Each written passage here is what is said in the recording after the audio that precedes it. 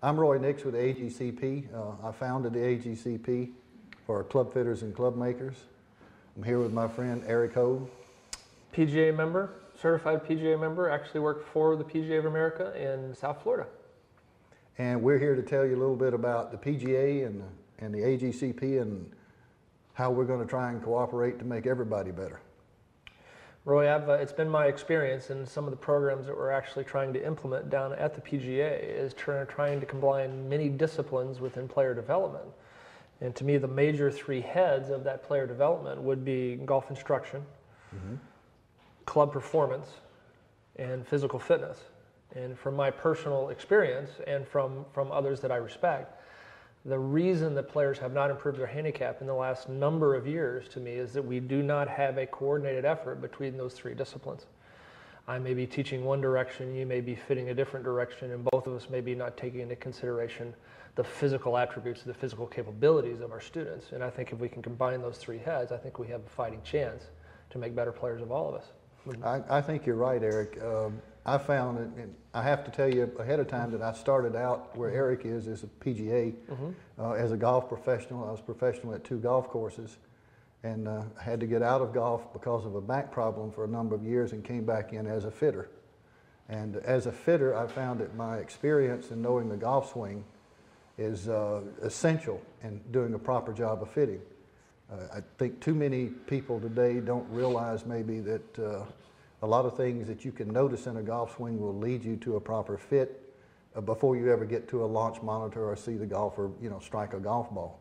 And with Eric, we're trying to work together to combine the technology and the knowledge centers of the PGA and the AGCP.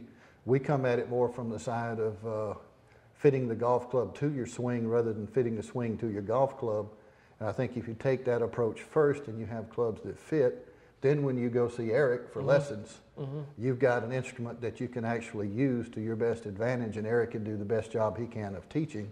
And I think if we can combine these elements, it's going to be better in both worlds. Roy, I don't know how many times, and I'm sure you'll echo this sentiment too, but I don't know how many times I have somebody come to me, let's just say that a 5'1" wife of a 6'2" husband, and she's trying to play with his clubs that are Scotch blades, that are D6s, and the driver weighs 357 grams, and her grips are worn, and the shafts are too heavy, and everything else. And her first experience with the game is not a positive one.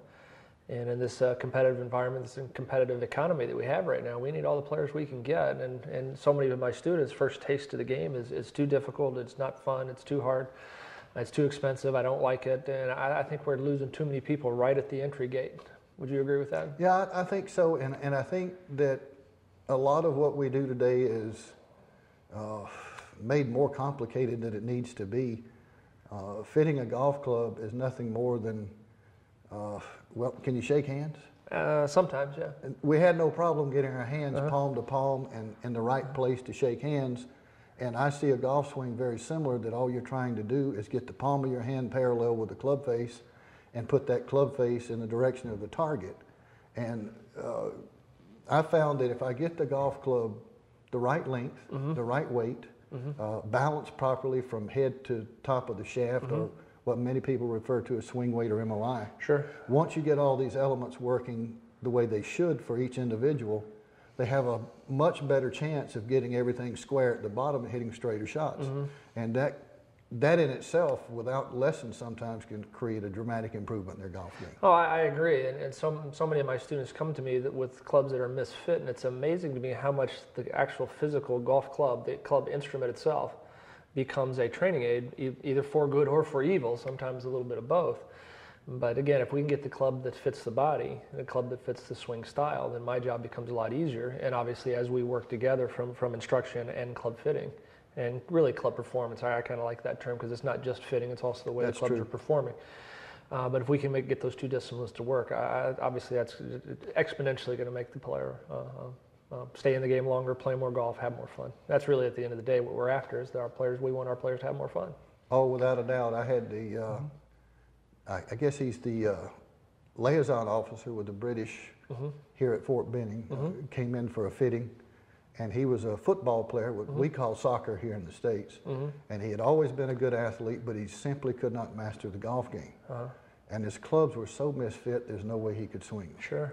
And I got him a set of irons, and just changing the clubs so he could control them, where he could get the ball in front of him in the direction of the target. He said he saved enough money to pay for the golf clubs with lack of lost golf balls, because he's no longer in the trees or in the creek, and just the savings on buying golf balls alone was worth it. But he dropped his handicap he had never broken 100, and I didn't see him for 8 weeks, and I was wondering, what happened to this guy? Right. And Pat came back in, and he says, I'm now shooting an average score in the low to mid 90s. Wow.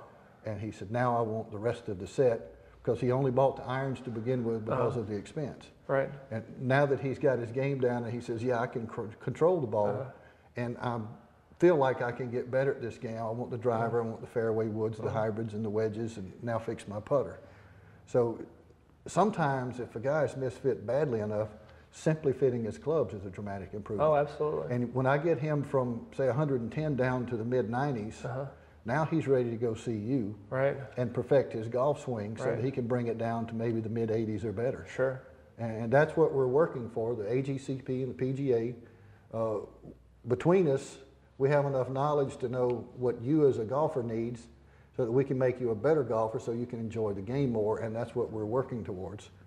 And Eric's going to be coming to Columbus, Georgia in 2011. We're going to be doing a couple of schools. We think one in July and one in September. You can watch the website for the announcements.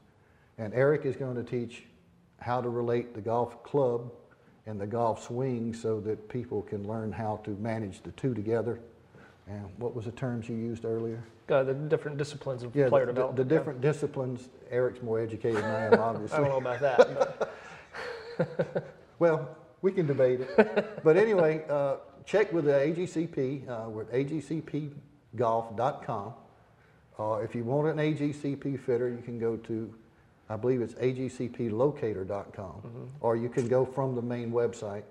And we'll be having announcements. We'll have some more videos from Eric and some other members later on. And stick with the PGA and the AGCP if you want to play your best golf.